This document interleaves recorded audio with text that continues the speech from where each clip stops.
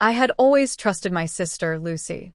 Growing up, we were inseparable, sharing everything from secrets to dreams, and even our deepest fears.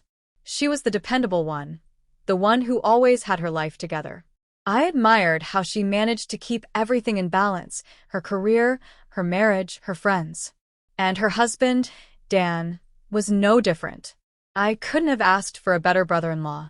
He was kind, respectful, and always made me feel like part of the family. To me, their marriage was the perfect example of love, a bond built on mutual respect and understanding. Every time I visited their house, it felt like I was walking into a warm, welcoming space. The kind of home where the smell of fresh coffee lingered in the air and laughter echoed in the corners.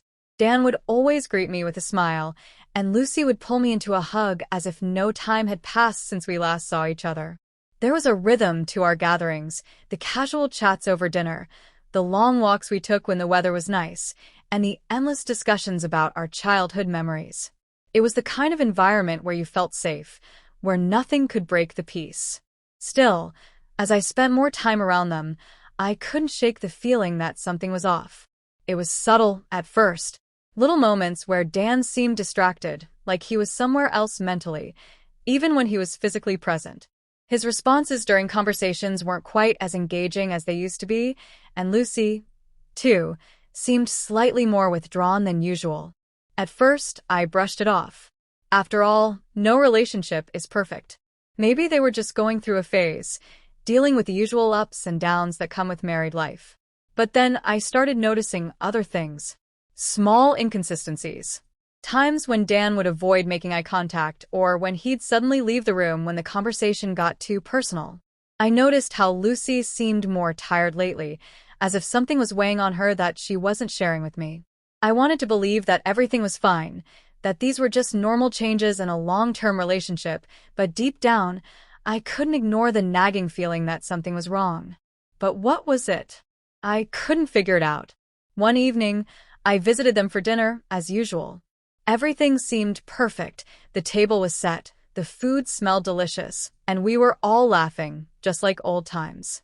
Dan was as charming as ever, cracking jokes, offering wine, and smiling in that way that always made him seem so genuine.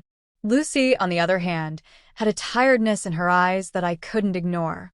It wasn't something she was saying, but something in her mannerisms, the way she avoided eye contact, the way she kept fidgeting with her napkin.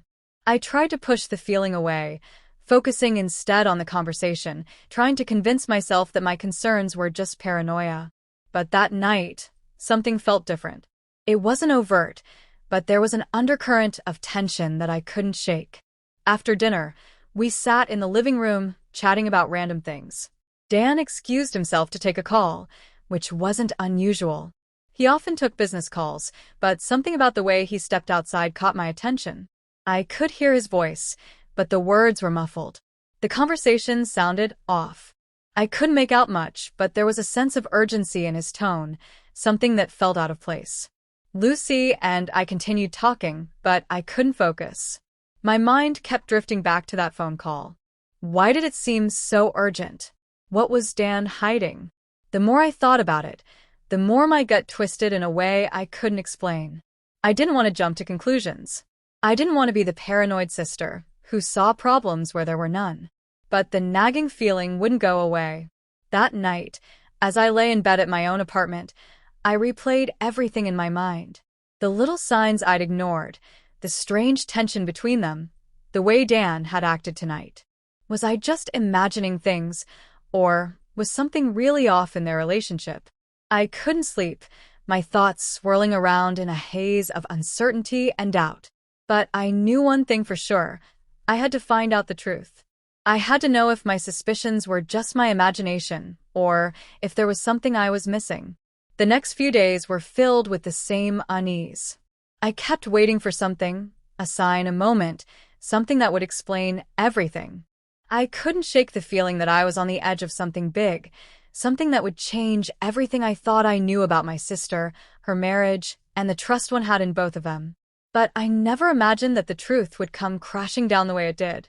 And I certainly never imagined that I would be the one to uncover it. Something was about to happen, something that would leave me questioning everything. But at that moment, all I could do was wait. And worry. The day I found out was like any other, until it wasn't. I had just gotten off a call with a colleague when I realized I hadn't spoken to Lucy in a few days. I decided to pay her a visit, hoping to catch up on things. Nothing seemed out of the ordinary when I arrived at their house. Dan's car was in the driveway, and Lucy's familiar presence echoed through the living room as I stepped inside. She greeted me with a warm hug, her usual smile in place, but I could tell something was off. Her smile didn't reach her eyes, and there was a tension in the air that hadn't been there before. We sat down to talk, the conversation flowing at first with the usual pleasantries, but it felt strained. Dan wasn't around, which was odd for a weekend. He was usually home, and I hadn't heard any mention of him being out. As we talked, I couldn't help but notice that Lucy kept glancing toward the door, almost as if waiting for something. I brushed it off, assuming she was just anxious for some reason, maybe about work or something else. But the feeling of discomfort lingered. After a few minutes, I heard footsteps approaching, and Dan entered the room. He seemed different. His usual warm, easygoing demeanor was replaced with a coldness I couldn't quite place. There was a tension in his body language that didn't match the easy flow of conversation Lucy and I were having. He barely acknowledged me, offering a half-hearted greeting before retreating to his office. I noticed Lucy's eyes follow him as he left, a brief flicker of something I couldn't identify crossing her face. Was it worry? Regret? I couldn't tell. A part of me wanted to ask her what was going on, but something held me back. I couldn't explain it, but I felt as though there was a wall between us now. As if the sister I knew, the one who was always open and honest, had disappeared. I told myself it was just a rough patch, maybe even an off. The days following my discovery were a blur. I couldn't escape the image of Dan's voice, laced with anger and frustration, speaking to that woman. My stomach twisted every time I thought about it. I kept asking myself what I was supposed to do. How could I confront him without breaking everything? But there was no way I could just let this slide. Lucy deserved the truth. She needed to know, no matter how much it hurt. I had never imagined I would be the one to expose something like this, but it became clear that I had no choice. Every time I saw Lucy, every time I spoke to her, I felt like I was living a lie. My mind kept circling back to that conversation I overheard. Was I wrong? Could I have misunderstood? But deep down, I knew I hadn't. What I had heard was real, and I couldn't pretend otherwise. I decided I had to confront Dan first. I couldn't just walk into the situation blind. I needed answers, and I needed them from him. I didn't know if he would confess or deny it, but I had to give him the chance to explain himself. The thought of sitting down with him made my blood run cold. I had no idea how he would react. He had always been charming, easygoing, but this was something I couldn't predict. I reached out to him later that day, asking if we could meet up for a coffee. I kept the tone casual, trying to keep things as normal as possible, but inside, I was a mess. My hands were shaking as I texted him. I didn't want to make it sound like I knew something. I didn't want him to shut down, to lie right to my face. But I knew I couldn't hide what I knew anymore. When we met, the usual pleasantries were exchanged, but there was an uncomfortable tension between us. Dan tried to talk about work, tried to act normal, but I could see through it. He wasn't fooling anyone. I got straight to the point, not wasting time. Dan, I overheard something the other day. You were on the phone with someone, a woman, and I need to know who she is. His face froze. I watched as the color drained from his cheeks, and for a split second, he seemed like a completely different person. It wasn't the calm, collected man I'd always known. This was someone else, someone caught off guard, trapped. He swallowed hard, avoiding my gaze. For a few seconds, he said nothing. The silence between us felt suffocating. Finally, he spoke, his voice low. I don't know what you think you heard, but it's not what you're thinking. I didn't let him off the hook. Don't lie to me, Dan. I heard it all. I need to know what's going on. He hesitated, looking around as if searching for an escape. His fingers fidgeted with his cup, and his gaze darted around the room. It was obvious he wasn't prepared for this conversation, but I couldn't back down now. I had to know the truth. I don't want to get into this, he said, his voice tight. It's complicated. Complicated? I repeated, my frustration building. You've been seeing someone else, haven't you? Is this why Lucy's been so distant? Why things feel off? Dan sighed heavily, his shoulders slumping. Look, it's not what you think. It wasn't supposed to happen, but it did. It's a mistake. A huge mistake. I sat there, stunned by his admission. I had known something was off, but hearing him confirm it felt like a punch to the gut. He looked genuinely remorseful, but I couldn't decide if that made it better or worse. How could he betray Lucy like this? How could he betray all of us? You're not telling me everything, I said, keeping my voice steady. Who is she? How long has this been going on? Dan ran a hand through his hair, clearly uncomfortable. It's not someone you know. And it's been a few months. I don't know why I did it. I never meant for it to go this far. He paused, his face contorting with guilt. I never wanted to hurt Lucy. I didn't mean for it to spiral like this. But it had spiraled. And now I had to decide what to do with this information. Dan had just admitted to everything, but there was still so much left unsaid. I needed to know what I was going to tell Lucy, how I was going to confront her without destroying her. She deserved the truth, but how could I deliver it without shattering her completely? I stared at Dan, my heart pounding in my chest. You need to tell her, Dan. Not me.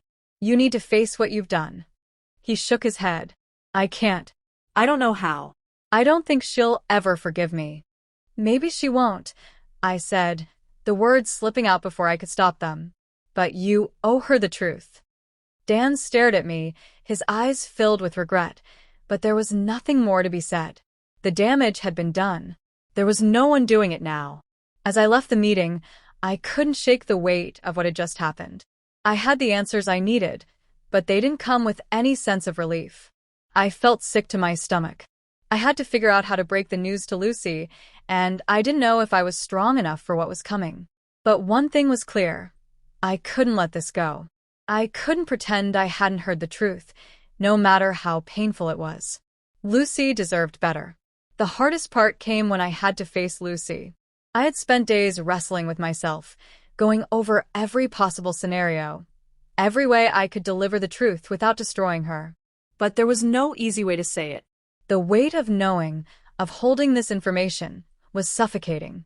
I had hoped that somehow, the conversation I'd had with Dan would have given me clarity, would have given me a plan for how to proceed. But all it did was make everything more complicated. I had answers, but they didn't bring me peace.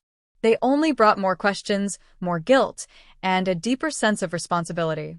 I reached out to Lucy later that week, asking if we could meet up. My nerves were shot, my hands shaking as I sent the message. I didn't want to be the one to hurt her, but I couldn't let this go. She needed to know, even if it tore everything apart. I kept telling myself it was the right thing, the only thing, but I couldn't shake the fear that I was about to change her life forever. When we met, Lucy was as warm as always, her smile bright, though there was still that subtle tension in her eyes. She asked how I was doing, how life had been, and I tried to act normal. But inside, I was a storm. I could feel the weight of everything pressing down on me as I struggled to find the words. She deserved the truth, but I didn't want to hurt her. After a few moments of small talk, I took a deep breath. Lucy, I need to talk to you about something. It's important. Her smile faded slightly, and I could see the concern in her eyes. What's wrong? Is everything okay? I hesitated, my mouth dry. I overheard something the other day. It was a phone call. From Dan. Her expression changed, a flicker of something I couldn't place crossing her face. What are you talking about? I felt the words start to rush out, as if I couldn't hold them back any longer. It was a woman. He was talking to her, and it wasn't just a casual conversation. It was more than that. Lucy, he's been seeing someone else.